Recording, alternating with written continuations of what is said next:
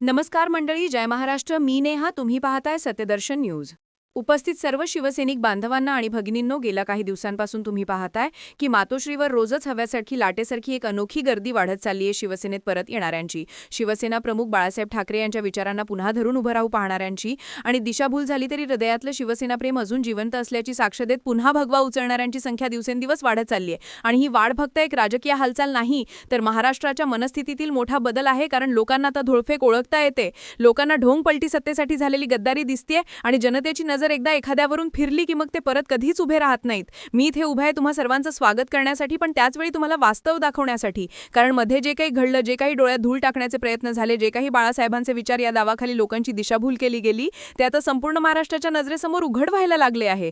राजकारणात म्हणतात हवेतही प्रदूषण असतं आणि राजकारणातही, पण हवेचं प्रदूषण मास्क लावून थांबतं. राजकारणातील प्रदूषण थांबवण्यासाठी ज्वलंत सत्याची हवा लोकांपर्यंत पोहोचायला लागते आणि ती हवा आता वाहू लागलीये. शिवसेना तोडताना जे काही कारणं दिली गेली, उद्धव ठाकरे बाळासाहेबांच्या विचारांपासून दूर गेले, काँग्रेसबरोबर बसलो म्हणून आम्ही युती तोडली, आम्ही हिंदुत्व वाचवण्यासाठी आलो, ही सगळी कारणं एकामागोमाग एक लोकांच्या डाळ्यासमोर खोटी ठरू लागली. कारण एकीकडे ते म्हणत होते काँग्रेससोबत बसू शकत नाही, पण गेल्या काही वर्षांच्या स्वतःचा इतिहास उघडला तर अगदी कल्याण डोंबिवलीच्या त्या सभेपर्यंत जावं लागतं, जिथे तेच लोक छाती ठोकून सांगत होते की भाजप शिवसैनिकांवर अत्याचार करत आहे आणि म्हणून आम्ही त्यांच्या मांडीला मांडी लावून बसू शकत नाही. मी राजीनामा देतोय असं नाट्यमय विधान करून त्यांनी स्वतःला मोठा निष्ठावान दाखवण्याचा प्रयत्न केला होता, पण नाटक जास्त दिवस टिकत नाही. आणि मग दिलं दुसरं कारण, अजित पवार आम्हाला निधी देत नाहीत, त्यामुळे आम्ही त्यांच्यासोबत बसू शकत नाही. मग काँग्रेससोबत तर नाहीच. आणि आज तेच लोक अजित पवारांच्या मांडीला मांडी लावून बसलेत, त्यांच्यासोबत सत्ता, खुर्ची, लाभ, निवडणुकीच्या गणितांचे व्यवहार करत बसलेत. शिवसेनेने काँग्रेससोबत काही पाप केलेलं नाही, कारण त्यावेळी परिस्थिती वेगळी होती. त्यावेळी शिवसेना भाजपच्या दगाभाजीने, विश्वासघाताने त्रस्त होती आणि त्यामुळे महाविकास आघाडीची निर्मिती झाली. पण आज परिस्थिती पूर्ण उलटी झाली आहे. आज ज्यांनी खुद्द सोनिया गांधींवर टीका केली, आरोप केले, शिव्या दिल्या, तेच लोक आता गावोगावी नगरपरिषद निवडणुकांमध्ये त्यांच्या पोस्टरवर सोनिया गांधींचे फोटो लावत आहेत. म्हणजे ज्या लोकांनी एकेकाळी काँग्रेसची शिवसेनेची शत्रू म्हणून भ्रम पसरवला, तोच काँग्रेसचा फोटो आपल्या पोस्टरवर छापताना त्यांना अजिबात लाज वाटत नाही. भाजप तर सरळ सांगते की त्यांना फक्त नंबर 1 हवा असतो, नंबर 2 त्यांच्याकडे काही किंमत नसते आणि म्हणूनच ते आज त्यांच्यावर लाचारपणे शरणागत पद्धतीने अवलंबून बसले आहेत. पण या सगळ्यात सर्वात वेदनादायक गोष्ट म्हणजे ठाणे आणि कल्याणसारख्या शिवसेनेच्या बालेकिल्ल्यात भाजपचे कार्यकर्ते शिवसैनिकांना मारहाण करत आहेत आणि तरीही हे लोक आवाज उठवत नाहीत.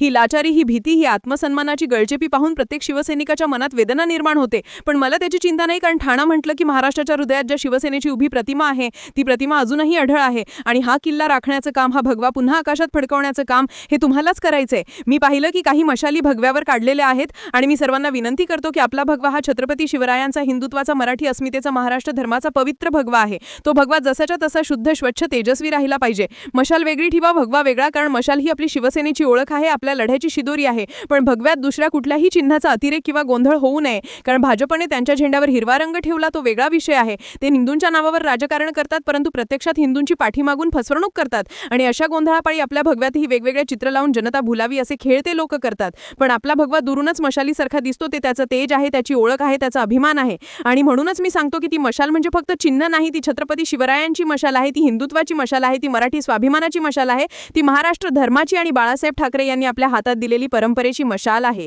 त्या मशालीचं तेज इतकं प्रखर आहे की मध्ये येणारी जळमट, कोणत्याही प्रकारचे विरोधक, कितीही षडयंत्र करणारे असो, ते त्या मशालीचा ताकात जळून भस्म होतील. कारण जे सत्य असतं, जे विचार असतात, जी निष्ठा असते आणि जी शिवसेनेची पिढ्यानपिढ्या चालत आलेली परंपरा आहे, त्याला कोणताही विश्वासघात, कोणताही नाटकबाज नेता, कोणताही तात्पुरतं शक्ती संतुलन कधीच हरवू शकत नाही. तुम्ही इथे उभे आहात ते तुमच्या श्रद्धेमुळे, तुमच्या निष्ठेमुळे, तुमच्या रक्तात वाहणाऱ्या शिवसेनेच्या परंपरेमुळे, आणि ही परंपरा टिकवण्याची जबाबदारी आपली आहे. म्हणून आज मी तुम्हा सर्वांचं पुन्हा एकदा स्वागत करतो, तुम्हाला मनापूर्वक शुभेच्छा देतो आणि सांगतो की लढा, उभे राहा, डगमगू नका, कारण शिवसेना ही फक्त एक पक्ष नाही, तर ती महाराष्ट्राचा कणा आहे आणि हा कणा ताठ ठेवण्याचं काम आपण करणारच. जय हिंद, जय महाराष्ट्र. आणि म्हणूनच मी सांगतो की ती मशाल म्हणजे फक्त एक चिन्ह नाही, तर छत्रपती शिवरायांनी या भूमीला दिलेला तेजाचा वारसा आहे. ती बाळासाहेब ठाकरे यांनी आपल्या हातात सोपवलेली हिंदुत्वाची, मराठी अस्मितेची, महाराष्ट्र धर्माची जपणूक करणारी प्रखर ज्योत आहे. आणि या ज्योतीच्या प्रकाशात जो कोण मध्ये येईल, जो कोण या प्रवाहाला अडवण्याचा प्रयत्न करेल, जो कोण शिवसेनेच्या विचारांवर धूळफेक करेल, तो त्या मशालीच्या तापाने जळून भस्म होणारच. हा आमचा आत्मविश्वास आहे, हे आमच्या रक्तात आहे आणि हेच आमचं अढळ बाणं आहे.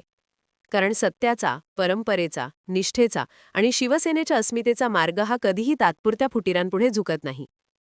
आज इथे उभे असलेले तुम्हा सर्व शिवसैनिकांच्या डोळ्यातील जाज्वल्य तीज मला सांगतं की शिवसेनेचा बालेकिल्ला मजबूत आहे, अधिक मजबूत होणार आहे आणि या भूमीवर भगव्याची उंची कोण कमी करू शकत नाही.